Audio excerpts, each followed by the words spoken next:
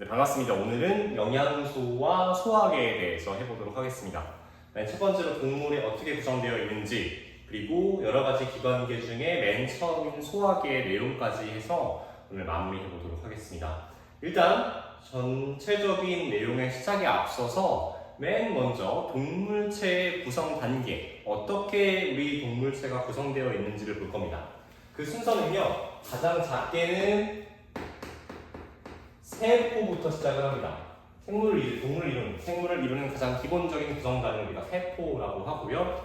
그 다음에 세포들이 모여서 조직을 이루는 조직, 뭐 근육 조직 뭐 이런 것들 많이 들어보셨죠? 그리고 이 조직이 모여서 기관이라는 걸 만듭니다. 이 기관부터는요, 이제 모양이나 형태, 일반적인 것들이 생긴 것을 의미하는데요. 기능이나 모양이 생긴 것들을 의미하는데, 대표적으로 우리 심장이나 뭐 혹은 나중에 배우겠지만 위, 간 이런 것들이 이 기관에 해당합니다. 그 다음에 동물의 경우에는 식물과 달리 이 기관들이 모여서 특정한 기능을 수행하는 어떤 단계가 있냐면 기관계라는 것이 있습니다. 기관계. 동물체의 경우에 해당하는 기관계가 있는데요. 이 기관계의 경우는 굉장히 여러 가지가 있습니다. 사람의 경우를 보면 우리가 배울 것들이 또 여기에 해당을 하는데요. 맨 처음으로 오늘 할 소화계나 혹은 뭐 순환계, 그 다음에 뭐 호흡계, 이런 것들이 우리가 배울 기관계에 해당을 합니다.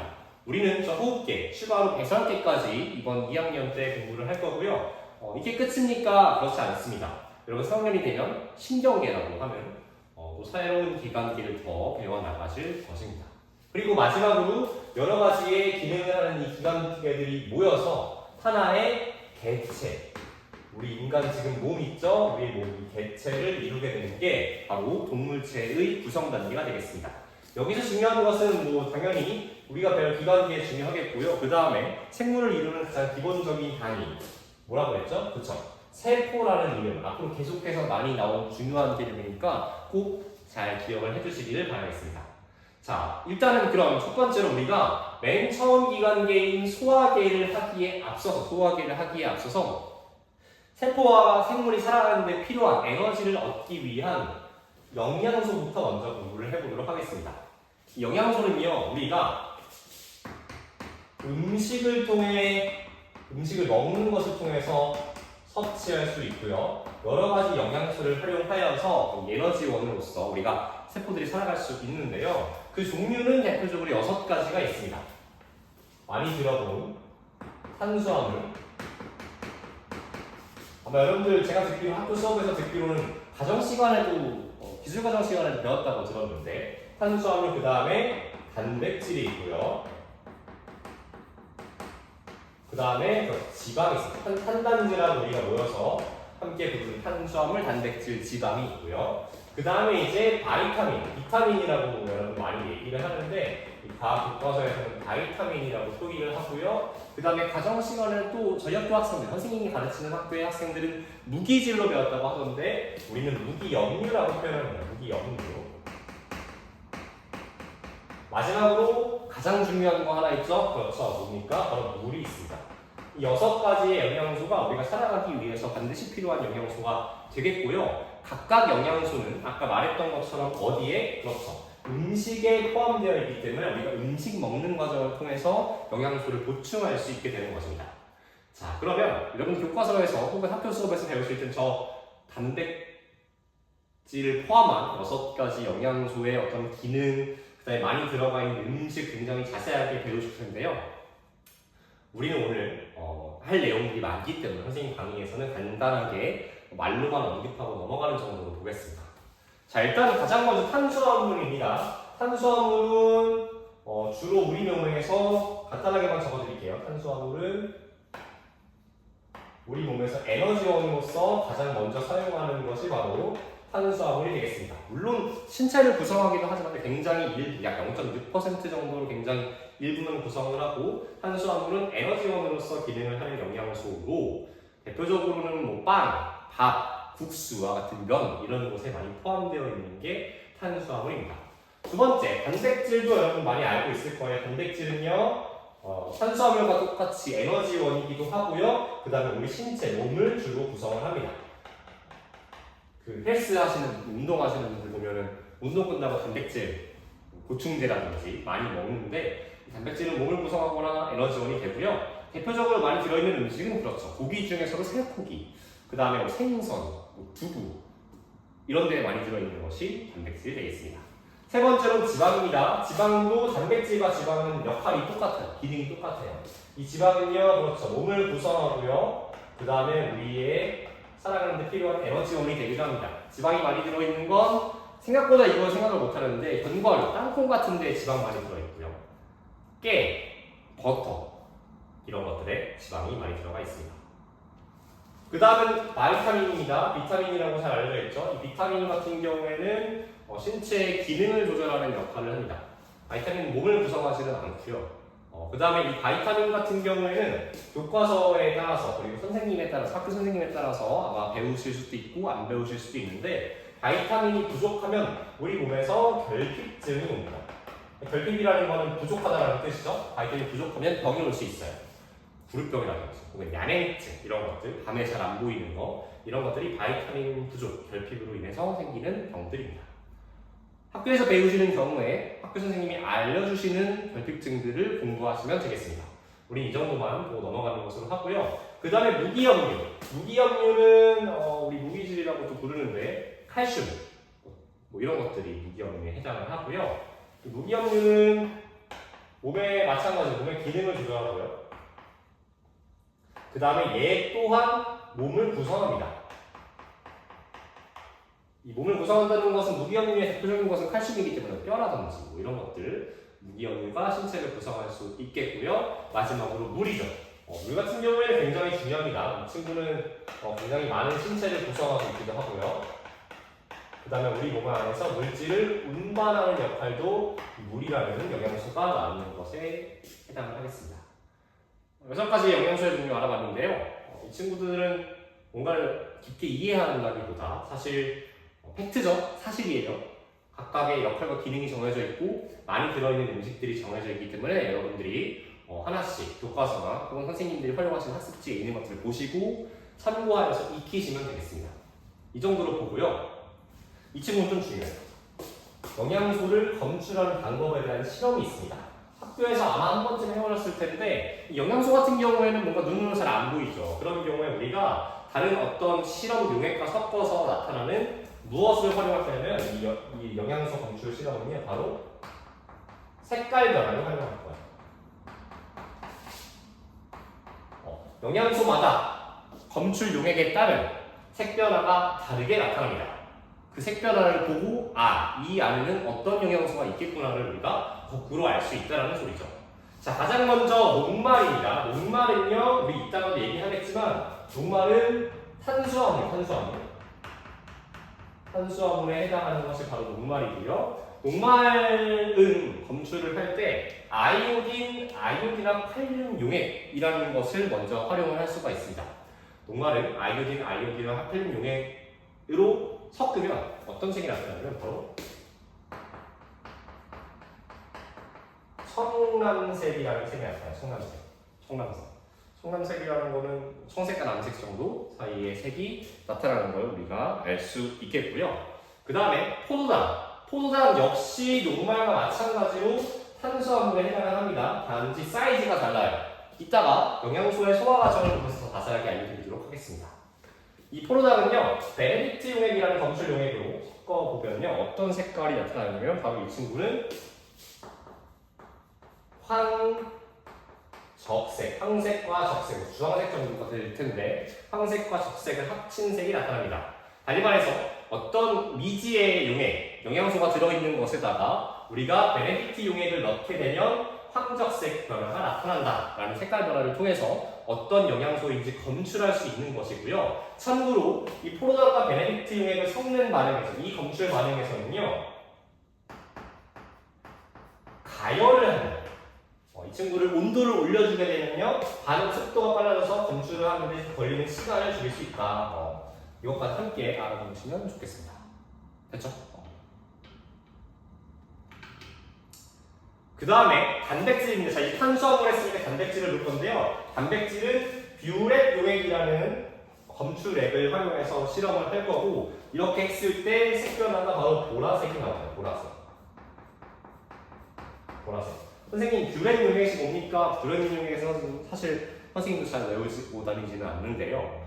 5%의 수산화나트륨 수용액, 그리고 1%의 황산구리 투 수용액을 합쳐서 우리가 뷰렛 용액이라고 부르는데, 이거는 학교 선생님이 어떻게 수업하시느냐에 따라서 여러분들 암기가 달라질 것 같고, 어찌되었든 단백질은 뷰렛 용액과 반응시켜서 보라색이 나온다라는 것까지 알아두시면 되겠습니다. 마지막으로 지방입니다. 지방 같은 경우에는 증류수와 수단 3 용액이라는 것으로 검출을 해보면 어떤 색이 나타나면 바로 선, 홍, 색이 나타나요. 선홍색.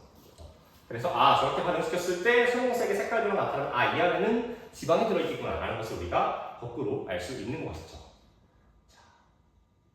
얘는 사실 실험의 결과를 나열해 놓은 것이기 때문에 여러분들 제일 좋은 건 학교에서 실험을 한번 해보시는 게 제일 좋을 것 같다라는 생각이 들고요. 근데 딱 봐도 시험 문제 내기 너무 좋잖아요. 복잡하고 많고. 근데 그냥 무지성 암기를 하는 건 어려우니까 선생님도 하나의 암기 팁을 알려드리도록 하겠습니다. 자, 맨 앞글자 할 거예요. 좀 이상해도 기억을 한번 해보십시오. 노, 청.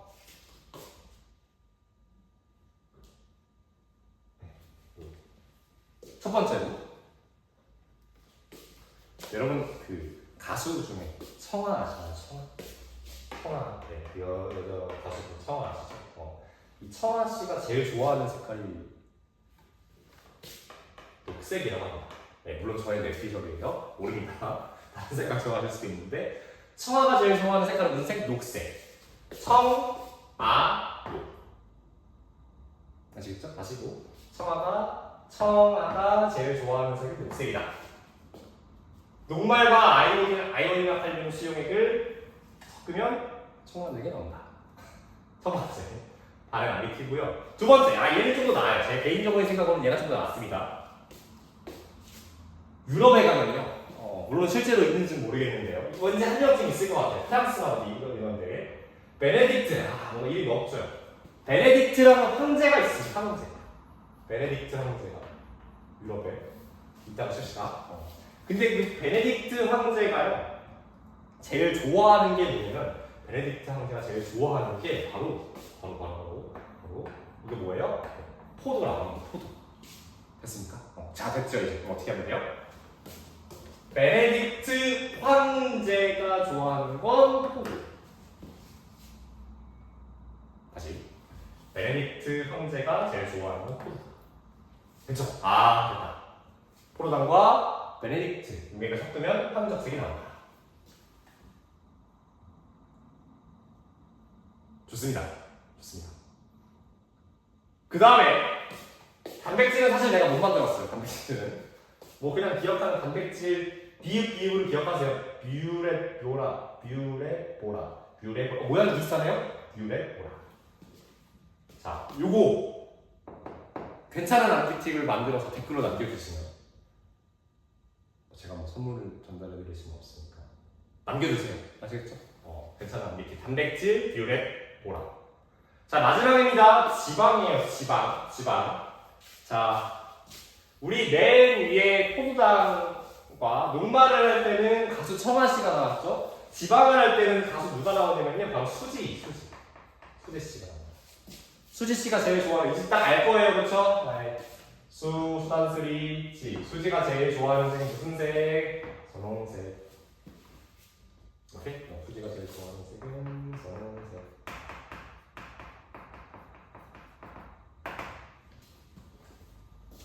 별로라는 생각이 드실 수도 있지만 잘 외워집니다. 자, 다 해봤어요. 봅시다.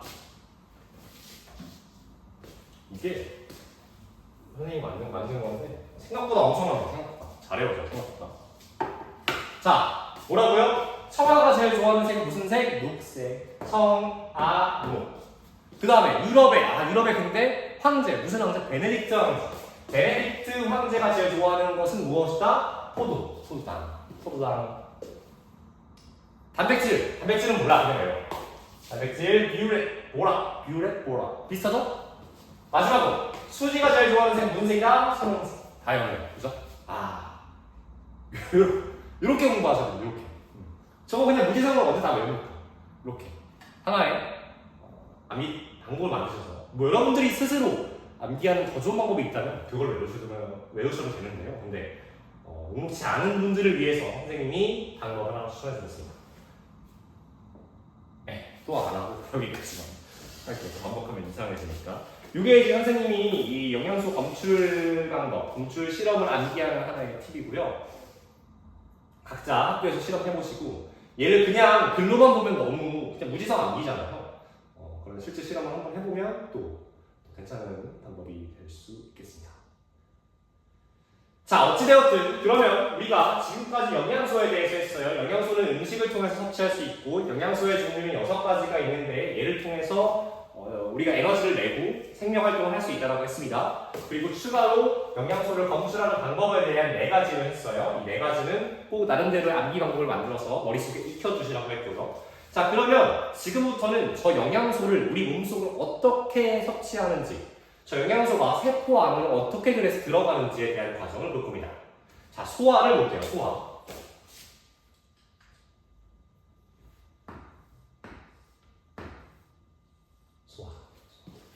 소화하기 전에 자, 커피 한 잔 맛있게.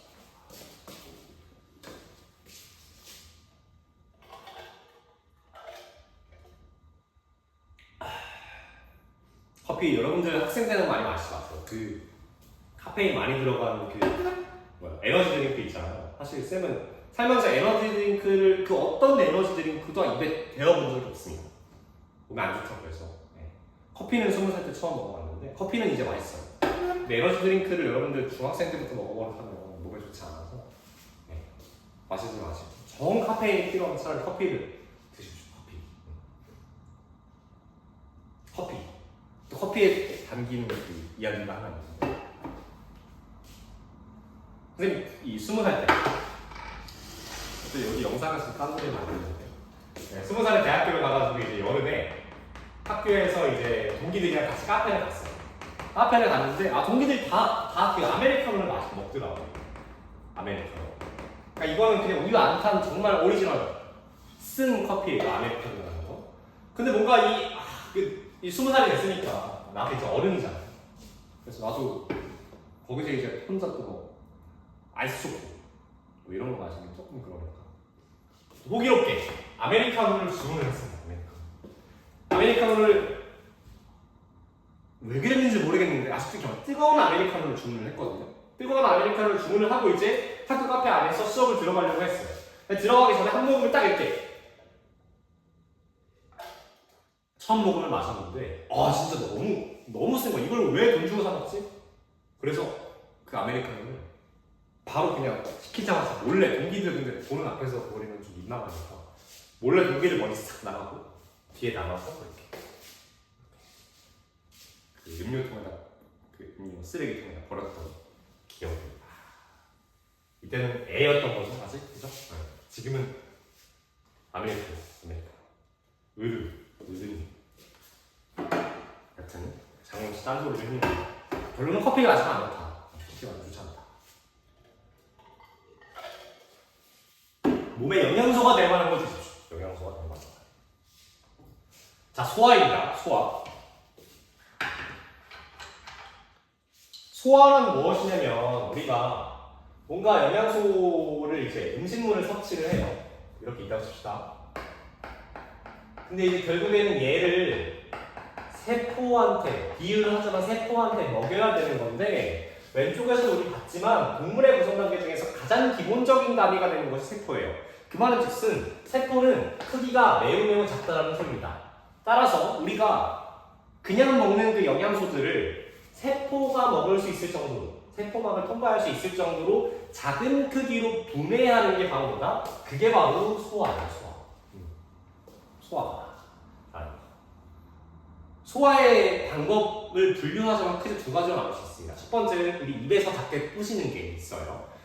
아마 지금은 교과서에 나오지 않는 것 같은데 비유하자면 비유가 아니죠. 원래는 기계적 소화라고 해서 작게 크기를 부수는 것이 있었고요. 그 다음에 또 하나 이 우리 몸속 안으로 들어가서 어떤 화학 물질에 의해서 크기가 작아지는 화학적 소화라는 것이 있었는데 뭐 지금은 기계적 소화, 화학적 소화를 분류하진 않고요. 선생님이 쓰는 교과서에서는 어찌되었든 소화의 작용에서는요 이 물질을 세포 안에 들어갈 수 있을 정도로 작게 잘라주는 그림을 짠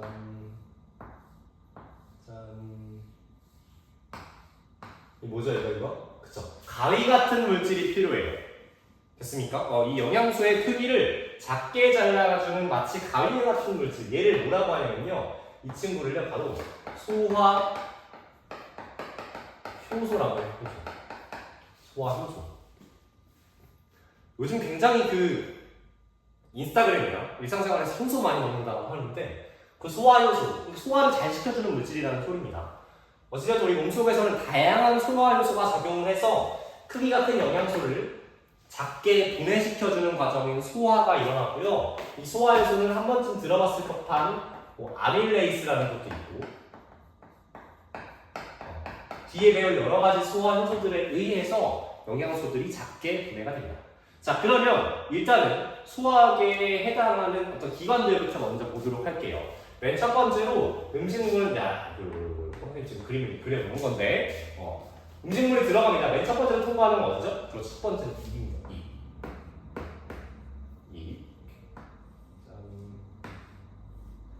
그 다음에 어디로 갑니까? 입 다음에는 그렇죠. 음식물이 통과하는 길이라고 할 수 있는 여기 식도로 가죠. 식도로 갑니다. 그리고 식도를 통과한 친구는 요 뭐야? 요거 위라는 곳으로 가죠. 위로 가고요. 위를 통과한 이후에는 작게 구불구불 되어 있는 어디? 그렇죠. 소장이라는 거. 소장.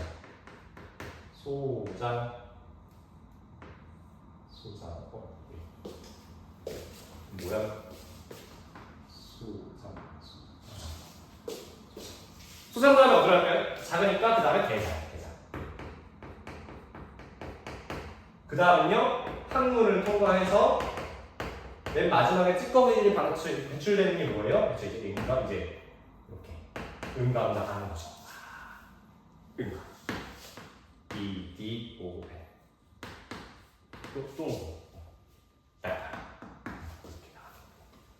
자, 그럼 지금부터 뭐 할 거냐면 첫 번째로 우리가 먹은 음식들에 들어있는 영양소들이 각각의 소화기관 안에서 어떻게 분해가 되는지, 즉 소화가 되는지를 볼 것이고요. 그리고 그 소화가 다 된 영양소가 어떻게 흡수되며 남은 찌꺼기들이 어떻게 나가서 마지막에 있는 이 음가가 형성되는지를 빠르게 정리해 볼 겁니다.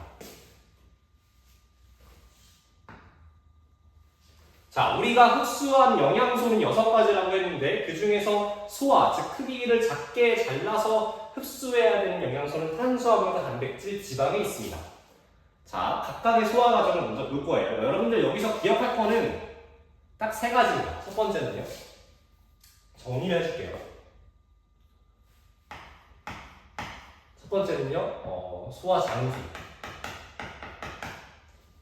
어디에서 소화가 되는지, 입인지, 위인지, 소장인지를 기억하세요. 두 번째로는요, 그에 따른 소화 효소. 방금 말했죠. 아밀레이스가 될 수도 있고, 이 친구들을 작게 분해시켜주는 놈들이 무엇인지를 기억하시면 되고, 마지막은 그래서 이 친구들이 작게 잘려서 맨 마지막에 남은 최종적인 소화 산물이라고 합니다.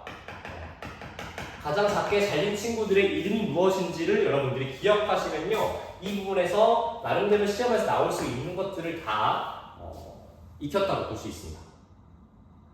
자, 그럼 탄수화물부터 볼게요. 탄수화물은 맨 처음에 가장 사이즈가 큰 친구의 이름은 바로 녹말이에요. 녹말. 근데 이 녹말은요, 입에서 나오는 소화효소인, 침샘에서 나오는 소화효소인 아밀레이스. 옛날에는 아밀라제라고 했는지 아밀레이스라고 합니다. 침샘에서 나오는 소화효소인 아밀레이스에 의해서 잘리죠? 이 잘린 친구의 이름은 바로 엿당입니다. 엿당. 탄수화물의 맨 첫 번째, 위에 입에서 소화되는 과정입니다. 그 다음에 근데 이 엿당조차도요 더 작게 잘려야지만 몸 안에 흡수가 될 수 있는데요. 자, 입에서 소화된 엿당은 위에서는 소화되는 거 없이 그대로 내려옵니다. 자, 그러면 이 친구의 이름은 그대로 아직 엿당이겠죠? 그대로 이름은 엿당인데 얘를 또 한 번 잘라주는 소화 요소는 다행히도 이름이 새로운 건 아니에요. 이 친구의 이름은 바로 아밀레이스. 침샘에서랑 똑같은데 얘 어디 나오냐? 바로 이자라는 곳에서, 우리 몸의 이자라는 곳에서 분비된 소화 효소에 의해서 이 친구가 가장 작게 잘린 얘는 바로 포도당. 한번 좀 들어봤죠? 저기 나오네요. 포도당. 정리하겠습니다. 녹말은요 입에서 아밀레이스에 의해 엿당으로 불어냅니다. 이 엿당을 위는 그냥 통과하고 소장에서 이자에서 분비된 아밀레이스에 의해 포도당으로 쪼개진다. 됐습니까? 이게 탄수화물의 소화 과정입니다. 두 번째, 단백질을 볼게요. 단백질은요 입은 그냥 통과를 합니다. 입은 그냥 통과를 해서 단백질은 위에서 첫 번째 소화가 일어나요. 그래서 처음에 그냥 단백질이 있었는데 여기서는요 어떤 소화 요소가 작용을 하냐면요, 주황으로 쓸게요. 펩신이라는 소화 효소가 작용을 합니다. 펩신은 위에서 분비가 되는 거고요. 펩신이라는 소화 효소가 작용을 해서 저 단백질을 조금 더 크기가 작은 중간 크기의 단백질을 쪼개요. 이 친구의 이름은 이제 우리가 이 교과서에는 폴리펩타이드라고 나와 있는데요. 폴리펩타이드 혹은 중간 크기의 단백질로 한번 쪼개주는 과정이 일어납니다. 그리고 근데 이 단백질조차도 한 번 더 잘라줘야 되는 과정이 필요해요. 즉 소화가 더 필요하기 때문에 이 중간 크기의 단백질이 소장까지 내려옵니다. 그럼 얘가 또 잘라져서 단백질의 최종 소화산물, 즉 단백질이 가장 작게 잘린 어떤 물질로 바뀌냐면 이 알갱이 하나들, 즉 아미노산이라는 물질로 분해가 됩니다. 뭘 안 했습니까? 그렇죠. 소화 효소를 안 했네요. 자, 소장에서 중간 크기의 단백질을 아미노산으로 잘라주는 그 소화 효소의 이름은 바로 트립신이라고 합니다. 트립신. 이 트립신 또한 포도당, 즉 아밀레이스와 같이 이자에서 분비가 된 물질이 바로 트립신입니다. 됐습니까? 자, 물론 더 정확하게는 소장 자체에 다른 효소들도 작용이 되기는 하는데 대표적으로 나와 있는 거, 교과서에 나와 있는 일반적인 순서는 트립신, 이자에서 분비된 트립신에 의해서 아미노산으로 분해가 된다. 이렇게 기억해 놓으시면 되겠습니다. 마지막으로 지방입니다. 지방은요, 입도 그냥 패스고요. 입도 그냥 패스고 위도 그냥 패스를 해서요. 바로 어디? 소장으로 내려옵니다. 소장으로 내려오면 이 지방이라는 물질이 마치 무슨 그 오징어처럼 생겼죠? 몸통에 다리 붙어 있는 거. 소화가 돼요. 분해가 되죠? 다리를 뗀 것처럼 생겼어요. 이 떼어진 물질들, 저 지방에서 지방이 더 작게 분해되는 이 물질들의 이름은 바로 지방산과 모노글리세리드라고 부릅니다. 지방이 지방산과 모노글리세리드로 분해가 되고요. 이때 이 지방을 잘라주는 역할을 하는 소화 요소의 이름은 바로 여기서는 라이페리스라는 소화 요소.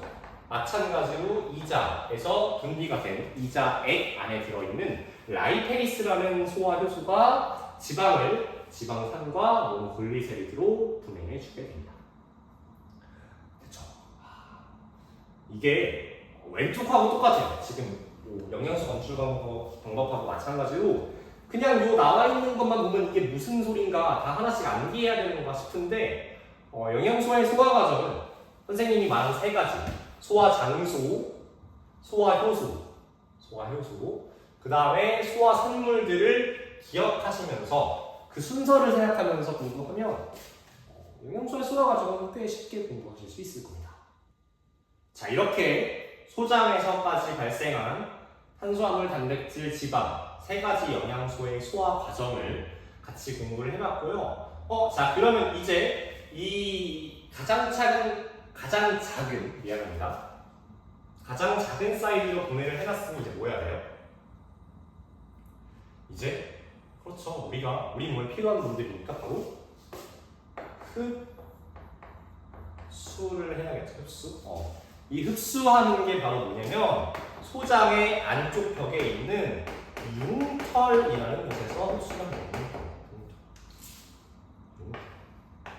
융털. 소장 안쪽을 한번 그려보자면요. 소장 안쪽은 이렇게 일단 기본적으로 굉장히 주름이 많아요. 주름이 많습니다. 이게 안쪽이에요. 여기가 안쪽.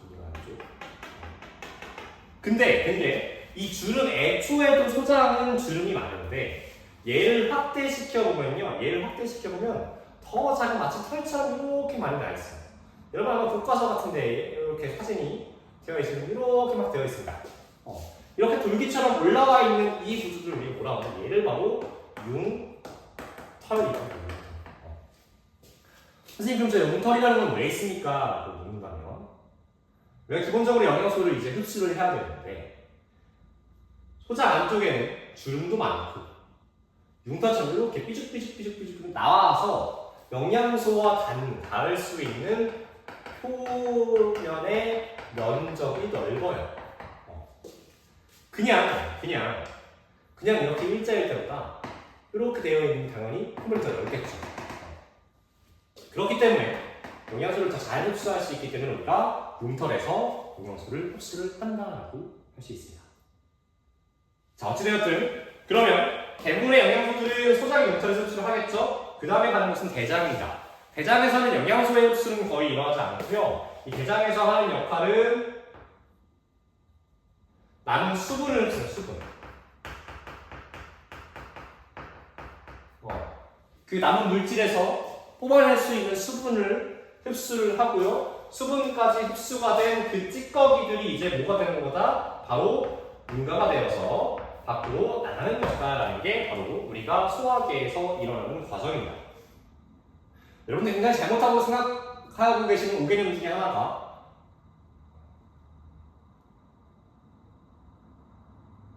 자, 여기까지 해서 우리가 소화계의 구성요소와 소화의 과정 어떻게 마지막으로 흡수가 되고 융털에서 흡수가 되고 마지막에 음각까지 나가는지의 과정을 봤습니다.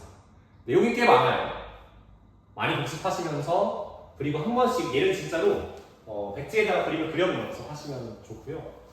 내용이 많은 만큼 많이 복습하셔서 머릿속에 잘 익히시고 공부하시길 바라겠습니다. 영양소와 소화계에 대한 내용은 여기까지입니다. 고생하셨습니다.